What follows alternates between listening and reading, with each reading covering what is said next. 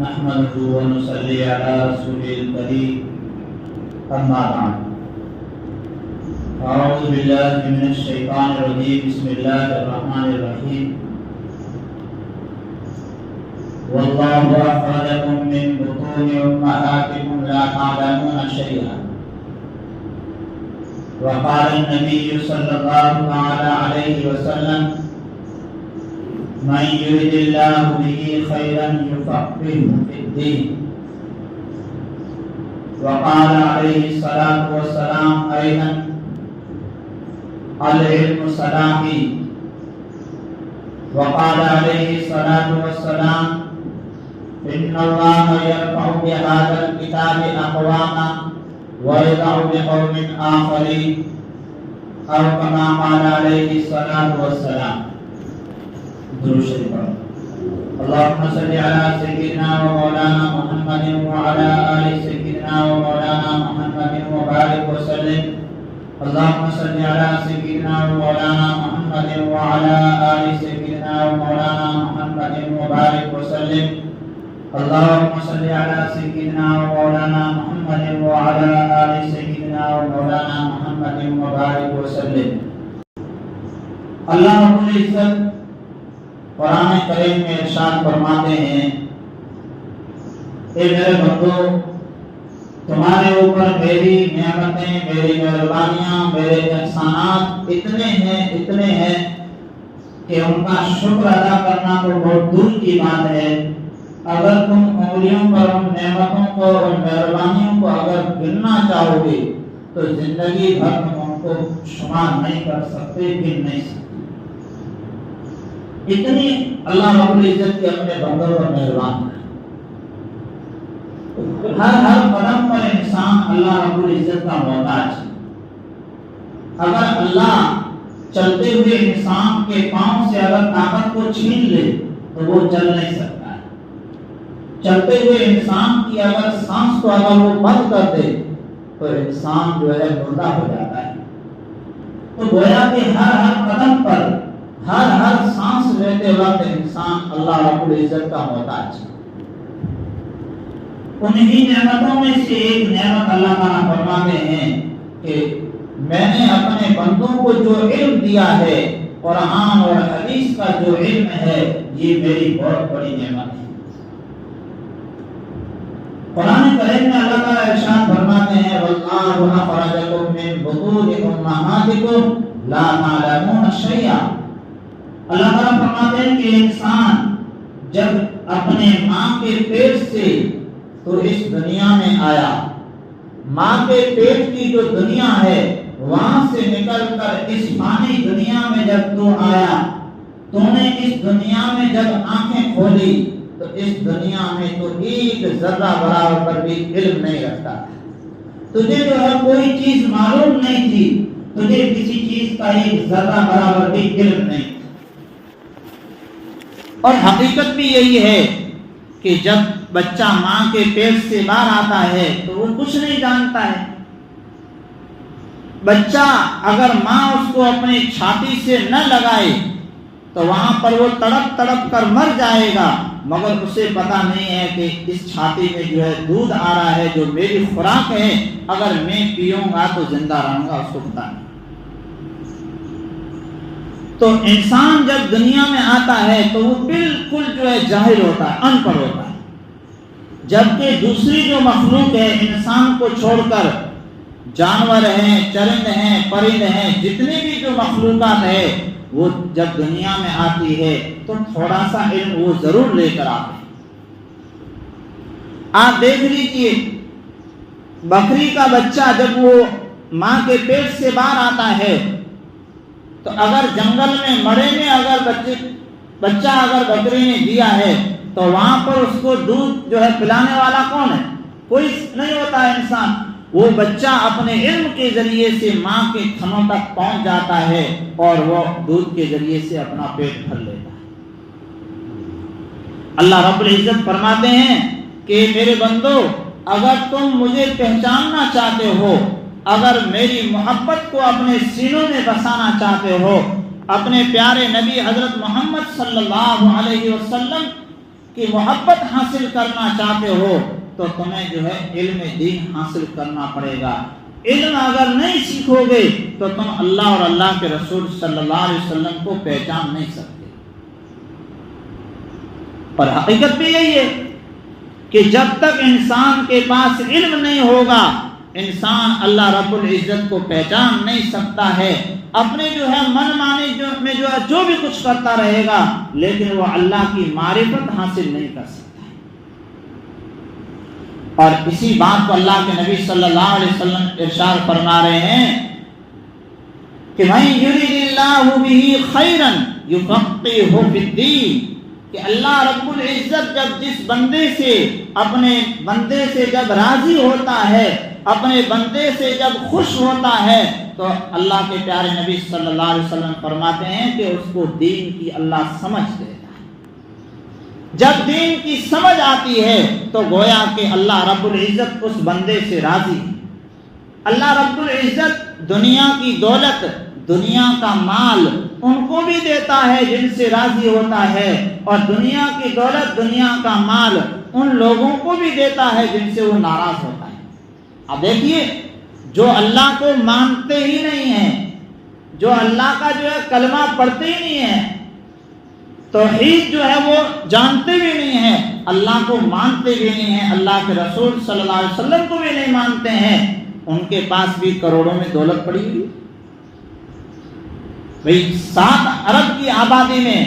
صرف 1.5 ارب لوگ مسلمان، باقی 5.5 ارب کی آبادی وہ سب کے سب غیر مسلم ہیں، چاہے کسی بھی برادری سے وہ تعلق رکھ رہا ہو، مگر کروڑوں اربوں خربوں کی دولت کے وہ مالک ہیں۔ معلوم ہوا کہ دنیا کی دولت اللہ ان لوگوں کو بھی دیتا ہے جن سے وہ ناراض ہوتا ہے، یعنی خوش نہیں ہوتا ہے، لیکن فرمایا کہ یہ دین کا جو علم ہے یہ انہی لوگوں کو دیتا ہے جن سے اللہ رب العزت راضی ہوتا ہے۔ اور جب دین کا علم آتا ہے تو اللہ کی پہچان حاصل ہوتی ہے، اللہ کے نبی صلی اللہ علیہ وسلم کی محبت حاصل ہوتی ہے، پھر وہ انسان اس دنیا میں اچھی زندگی گزار کر جاتا ہے، اور مرنے کے بعد اس محبت کے بدلے میں اللہ رب العزت اس انسان کو جنت عطا کرتا ہے۔ ایسے دنیا میں بہت سارے واقعات ہیں کہ اللہ رب العزت نے اس علم دین کے ذریعے سے بہت سارے لوگوں کو عزتیں عطا کی۔ آپ دیکھ لیجئے، حضرت بلال حبشی رضی اللہ تعالی عنہ حبشہ کے رہنے والے غلام ہیں۔ حضرت ابوبکر صدیق رضی اللہ تعالی عنہ نے بعد میں ان کو آزاد کرایا۔ وہ حبشہ کے رہنے والے کالے کلوٹے غلام تھے، لیکن جب انہوں نے قرآن کا علم حاصل کیا، اللہ کے نبی صلی اللہ علیہ وسلم کی حدیث کا علم حاصل کیا تو کتنا بڑا مرتبہ ملا۔ اللہ کے پیارے حبیب صلی اللہ علیہ وسلم فرماتے ہیں، اے بلال، تمہارا ایسا کون سا عمل ہے کہ جب میں معراج پر گیا تو 7ویں آسمان پر میں نے تمہارے پاؤں کی آواز سنی تھی، تمہارے چلنے کی، تم زمین پر چل رہے تھے، بلال حبشی زمین پر چل رہے ہیں مگر پاؤں کی آوازیں 7 آسمانوں کے اوپر جو ہے سنائی دے رہی ہے۔ حضرت بلال رضی اللہ تعالیٰ عنہ نے جواب دیا کہ اللہ کے پیارے نبی صلی اللہ علیہ وسلم، میرا ایسا تو کوئی خاص عمل ہے نہیں، میں جب بھی وضو کرتا ہوں تو 2 رکعت نماز ضرور پڑھتا ہوں۔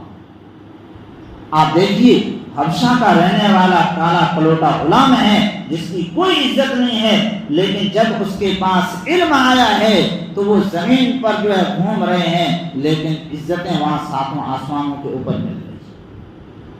اور اس کے مقابلے میں آپ چلے جائیے، ابو لہب ہے، اللہ کے نبی صلی اللہ علیہ وسلم کا سگا جو ہے چچا ہے۔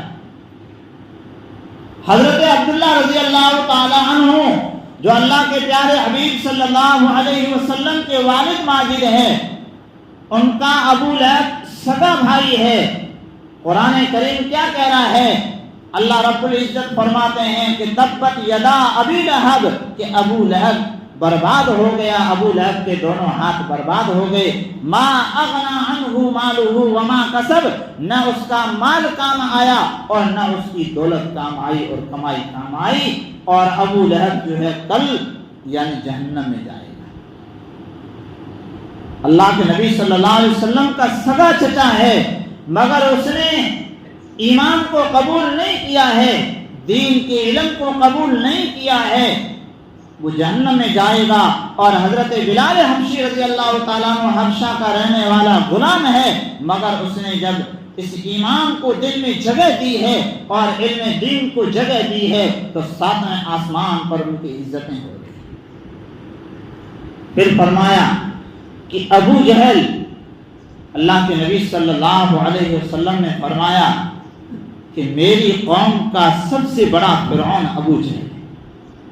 کہ جس نے اللہ کے نبی صلی اللہ علیہ وسلم کو سب سے زیادہ تکلیفیں دی، پریشان کیا،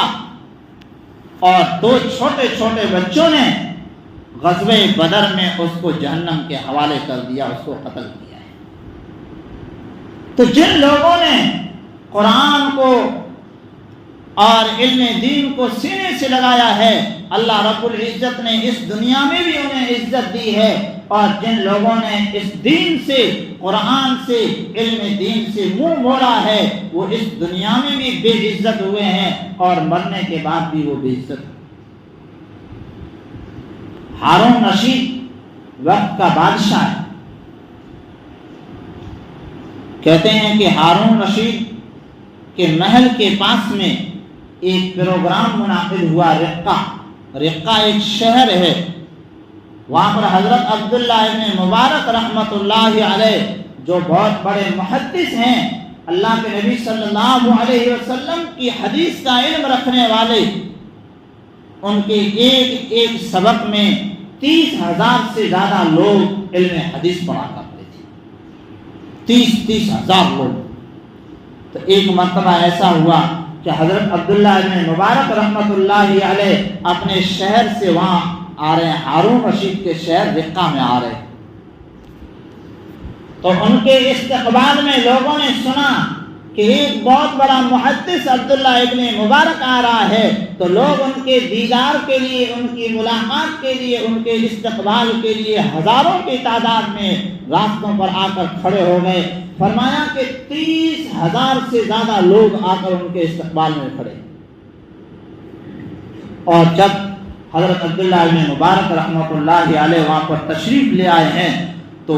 نعروں کے ذریعے سے آواز جو ہے آسمانوں پر گونج رہی تھی، ایسے زور سے جو ہے نعرے بج رہے تھے، نعرے لگ رہے تھے اور استقبال ہو رہا تھا۔ ظاہری بات ہے کہ 30,000 لوگوں کی آواز، تو ایک عورت جو ہے سو رہی تھی، ایک دم جو ہے اٹھی، اس نے سوچا کہ بھئی شہر پر حملہ ہو گیا، تب جو ہے اتنا شور ہو رہا ہے۔ وہ کہتی ہے کہ جب میں نے دیکھا کہ تو لوگ عبداللہ ابن مبارک رحمۃ اللہ علیہ کے استقبال میں ان کی عزت میں کھڑے، تو وہ کہتی ہے کہ میں نے ہارون رشید جو بادشاہ تھا اس سے میں نے پوچھا کہ بھئی بادشاہی تمہاری ہے یا ان کی ہے؟ تمہیں جب پروگرام کرنا ہوتا ہے، اگر نیتا کو پروگرام کرنا ہو، اگر کوئی ریلی کرنی ہو تو لوگوں کو زبردستی جو ہے لے جاتے ہیں، کہتے ہیں کہ ہم تمہیں جو ہے خرچہ بھی دیں گے، کھانا بھی کھلائیں گے، اور اوپر سے جو ہے خرچے کے پیسے بھی دیں گے، تمہارے لیے گاڑیاں تیار ہے، تم چلو۔ تو بھاڑے کی بھیڑ جو ہے جمع کی جاتی ہے، لوگ اکٹھا کیے جاتے ہیں دکھلانے کے لیے کہ بھئی جو ہے بادشاہ سلامت اور منتری صاحب آئے ہیں، اتنے سارے لوگ جمع ہوئے ہیں۔ تو وہ عورت کہتی ہے ہارون رشید بادشاہی تمہاری ہے یا ان کی ہے؟ تم تو جو ہے پیسوں کے ذریعے سے لوگوں کو اکٹھا کرتے ہو، اور یہ اللہ کا ولی اور یہ محدث اور یہ عالم دین جب اس شہر میں آیا ہے تو اس علم کی محبت میں اور اس نوجوان عالم کے دیدار کے لیے، اللہ کے نبی صلی اللہ علیہ وسلم کے وارث کو دیکھنے کے لیے ہزاروں کی تعداد میں لوگ جو ہے بغیر بلائے چلے آ رہے ہیں، تو یہ عزتیں تو ان کی ہیں۔ اور یقیناً بات بھی یہ حضرت عمر رضی اللہ تعالیٰ عنہ، جن کا واقعہ ہم بہت سنتے ہیں، اللہ رب العزت نے ان کو ہدایت دی۔ لمبا چوڑا واقعہ ہے، جب انہوں نے قرآن کو سنا، قرآن کے بارے میں جب انہوں نے سنا تھا، حضرت عمر رضی اللہ تعالیٰ عنہ کہتے ہیں کہ میں نے سنا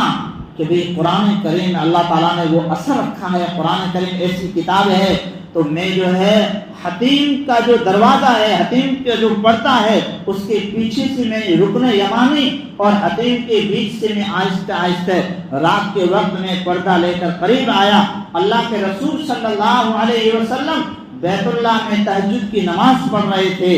تو میں نے جو ہے قریب ہو کر جو ہے سننا چاہا کہ اللہ کے نبی صلی اللہ علیہ وسلم کیا پڑھ رہے ہیں۔ تو اس وقت اللہ کے نبی صلی اللہ علیہ وسلم نے جب نبوت کا اعلان کیا ہے تو 15 یا 17 پڑے ہوئے لوگ تھے، بس کتنے 15 یا 17 لوگ ہی پڑے ہوئے تھے۔ تو حضرت عمر رضی اللہ تعالیٰ عنہ بھی ان لوگوں میں تھے جو پڑے ہوئے تھے۔ حضرت عمر رضی اللہ تعالیٰ عنہ کہتے ہیں کہ جب میں نے اللہ کے نبی صلی اللہ علیہ وسلم کی زبان مبارک سے قرآن کو سنا ہے تو اسی وقت میرے دل کی دنیا بدل گئی۔ قرآن نے میری زندگی کو بدل دیا، اور وہ وقت آیا کہ حضرت عمر رضی اللہ تعالیٰ عنہ مسلمان ہوئے، اور جب ان کا دور حکومت آیا 40 لاکھ مربع زمین پر ان کی بادشاہی تھی، ان کی حکومت تھی۔ تو فرمایا کہ ایک دن جنگل میں ایک مڑے میں جو ہے جا رہے ہیں، راستے میں حضرت عمر رضی اللہ تعالیٰ عنہ وہاں پر کھڑے ہو گئے، تو کیا دیکھ رہے ہیں کہ حضرت عمر رضی اللہ تعالیٰ عنہ کی آنکھوں سے آنسو گئے۔ تو جو خادم تھے انہوں نے پوچھا کہ حضرت کیا بات ہے، کوئی تکلیف ہے، کوئی پریشانی ہے؟ تو حضرت عمر رضی اللہ تعالیٰ عنہ نے جواب دیا کہ کوئی پریشانی نہیں ہے، آج مجھے اپنا جو ہے پچھلا زمانہ یاد آیا۔ یہ وہ جنگل ہے جہاں پر میں اونٹ چرایا کرتا تھا، اور میرے ابا خطاب یہ کہا کرتے تھے کہ عمر تجھے اونٹ چرانا نہیں آتا ہے تو دنیا میں زندگی کس طریقے سے گزارے گا، لیکن قربان جاؤں حضرت محمد صلی اللہ علیہ وسلم پر کہ وہ ایسا قرآن لے کر آئے، وہ ایسا دین لے کر آئے کہ جب میں دین محمدی سے جڑا ہوں اس وقت سے اللہ رب العزت نے ایسی عزت دی ہے کہ آج عمر امیر المومنین بن کر اس راستے سے جا رہا ہے، اور پرانا زمانہ وہ یاد آیا ہے کہ اللہ نے کیسی مہربانی کی اور اس قرآن کی برکت سے کیسی عزت دی ہے کہ آج امیر بن کر میں جا رہا ہوں۔ اس لیے پرانا زمانہ یاد کر کے میں رو رہا ہوں۔ میرے عزیز بھائیو، ہم نے قرآن کو جو ہے سینوں سے نہیں لگایا ہے، علم دین کو ہم نے کچھ نہیں سمجھا ہے۔ ایک بزرگ ہیں ذوالنون مصری رحمت اللہ علیہ، ان سے کسی نے پوچھا کہ بھئی تمہاری زندگی کیسے بدلی؟ تو وہ کہتے ہیں کہ ایسا ہوا کہ ہم کشتی میں سفر کر رہے تھے، دریا میں کشتی چل رہی تھی، تو وہاں پر ایک مالدار آدمی تھا، تاجر آدمی تھا۔ اس تاجر آدمی نے کشتی میں اعلان کیا کہ اتنا سارا میرا سونا گم ہو گیا ہے۔ اب ظاہری بات ہے کہ کوئی جو ہے نہیں کہہ رہا ہے کہ میں نے لیا، تو وہ تاجر، وہ مالدار، ایک سادہ نوجوان بیٹھا ہوا تھا بالکل سادے طریقے کا، اس کے اوپر اس نے الزام لگا دیا کہ یہ جو نوجوان بیٹھا ہے اس نے میرا سونا لیا۔ تو ذوالنون مصری رحمت اللہ علیہ کہتے ہیں کہ اگر ایک طرف غریب ہو اور دوسری طرف مالدار ہو تو ظاہری بات ہے کہ بخش کس کی لی جائے گی؟ مالدار کی لی جائے گی۔ تو ہم نے جو تاجر تھا، جو مالدار تھا، اس کی جو ہے ہاں میں ہاں بڑی ہاں ہو سکتا ہے اس نے لیا، اور اس غریب جس کو ہم غریب سمجھ رہے تھے، غریب نہیں تھا، نوجوان کا ساتھ دینے والا کوئی نہیں۔ ذوالنون مصری رحمت اللہ علیہ کہتے ہیں کہ اس نوجوان نے کہا کہ بھائی رک جاؤ، اگر میں نے سونا لیا ہے تو ابھی دے دوں۔ یہ کہہ کر اس نے وضو کیا اور 2 رکعت جو ہے کشتی میں نماز شروع کر لی، اور اللہ سے وہ مانگ رہا ہے کہ یا اللہ میں جانتا ہوں اس بات کو کہ سونے اور چاندی کی تیرے نزدیک کوئی عزت نہیں ہے، اگر سونے اور چاندی کی عزت ہوتی تو کافر کو پانی کا ایک گھونٹ بھی نہیں پلاتا۔ دنیا کی تیرے یہاں کوئی ویلیوشن نہیں ہے، اور مسئلہ جو ہے قرآن کی عزت کا ہے، میں علم والا شخص ہوں، میرے پاس مال تو نہیں ہے، یا اللہ تو اس علم کی برکت سے یہاں پر جو ہے ان لوگوں کو دکھا دے کہ تیری طاقتیں جو ہے کس طریقے سے کام کرتی ہے۔ اس نوجوان نے جو 2 رکعت نماز پڑھ کے دعا کر کے بیٹھا، کیا دیکھتا ہے؟ ذوالنون مصری رحمۃ اللہ علیہ کہتے ہیں کہ میں نے دیکھا کہ بہت ساری مچھلیاں پانی سے جو ہے باہر نکل کے آ رہی ہے، کوئی جو ہے تھوڑا سونا لے آ رہی ہے، کوئی جو ہے زیادہ لے آ رہی ہے، فٹافٹ جو ہے بہت سارا سونا، اور وہ نوجوان لے رہا ہے اور اپنے رومال میں جو ہے رکھے جا رہا ہے۔ بہت سارا جو ہے سونا جمع ہو گیا، اور پھر وہ نوجوان کہتا ہے اس تاجر سے، اس مالدار سے کہ تیرا جو ہے سونا اتنا تو نہیں ہوگا، تو جو ہے مال کی لالچ میں جھوٹا الزام لگا رہا ہے، یہ لے جو ہے سونا۔ ذوالنون مصری رحمۃ اللہ علیہ کہتے ہیں کہ جس نوجوان کو ہم یہ سمجھ رہے تھے کہ یہ کچھ بھی نہیں ہے، وہ اللہ کا اتنا پیارا کہ دریا کی مچھلیاں جو ہے ان کے لیے سونا لے کے آ رہی۔ فرمایا کہ اسی دن میری دل کی دنیا بدلی اور اللہ رب العزت نے مجھے ہدایت دی۔ میرے عزیز بھائیوں، یہ واقعات سنانے کا مطلب کیا ہے؟ یہ قصے اور کہانیاں نہیں سنانا ہے، بلکہ یہ سچے واقعات ہیں۔ اللہ رب العزت نے اپنے نیک بندوں کے ذریعے سے ہمیں سمجھایا ہے۔ اللہ رب العزت یہ چاہتے ہیں کہ میرا بندہ قرآن اور حدیث کا علم حاصل کرے، اپنے بچوں اور بچیوں کو قرآن کی تعلیم دے، تاکہ وہ بچے اور بچیاں اللہ کو پہچاننے والے بن جائیں۔ کتنی مشکلات ہوتی ہے جب حاجی حضرات جو ہے یہاں سے جاتے ہیں تو جے پور میں وہاں لوگ بیچارے جو کمیٹی والے سمجھاتے ہیں تو بڑی بڑی عمر کے لوگ ہیں، کچھ سمجھ میں نہیں آتا، تو اتنا خرچہ کر کے جا رہا ہے، لیکن بیچارے کے پاس علم نہیں ہے۔ جب علم نہیں ہے تو وہاں جا کر کیا کرے گا؟ مکہ المکرمہ، حرم پاک اور اللہ کے نبی صلی اللہ علیہ وسلم کے روزے کا دیدار کر کے آئے گا۔ جو رکن کرنے چاہیے، جو فرائض ادا کرنے چاہیے، جو واجبات ادا کرنے چاہیے، وہ کیسے ادا کرے گا؟ اس لیے ہم جو ہے اس بات کا عہد کریں، دل میں جو ہے یہ بات بیٹھائیں کہ ہم اپنے بچوں کو اور اپنی بچیوں کو جو ہے قرآن کی تعلیم دیں گے، اور ہم خود بھی جو ہے سیکھیں گے اور دوسروں کو بھی سکھلائیں گے۔ اللہ رب العزت ہمیں عمل کرنے کی توفیق عطا فرمائے۔